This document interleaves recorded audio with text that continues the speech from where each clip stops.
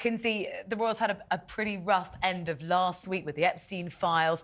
Now the dust has settled a little bit. How do you think they're handling the repercussions?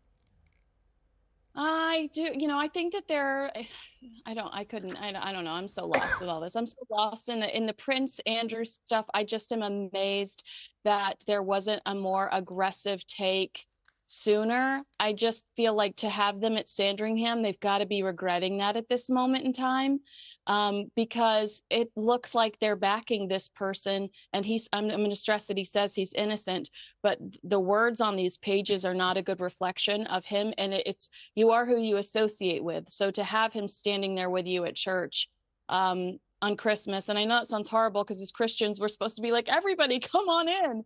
But it does look like guilt by association. I think that's the problem, isn't it? I mean, everybody's got a view about what might or might not happen. And his judgment, Prince Andrew's judgment as a human being, is appalling.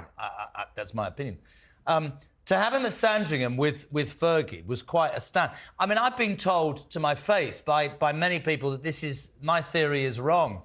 I've said it and I'll continue to say it, only because the old man worked for the royal family. He must have a bag load of stuff on King Charles and the royal family, because by now, you would have, without any shadow of a doubt, you would have cast this guy aside. Now, I understand the world we live in or what will happen to him. But apparently, this morning reports, Kins, he's sticking his feet in, he's staying at Royal Lodge and this, that. The king, and people say to me, oh, it's because he's his brother. I get to the point every day where I think there has to be more, but it's not going to go away on King Charles. It's going to have to be, he's going to have to confront the situation, isn't he? Well, I was asked about that by one of the American media outlets, why they choose to stand by him. And I was like, I couldn't tell you. It does really, I'm at a loss. But I do believe firmly that King Charles promised the Queen in her dying days that he would try to protect his brother. And I think we're seeing him do everything in his power to do so. But asking him to move to Frogmore, I don't think that that's a downgrade. I think that that's a fair ask, and he's going to stay protected in that space. And I do think that it's fair to say, there's no reason for you to live in this huge estate. You need to go off and disappear for a little while. I mean, think about how often Fergie disappears and then we forgive her for cash for access scandals. Fergie took a loan from Jeffrey Epstein. Pardon? Toe sucking.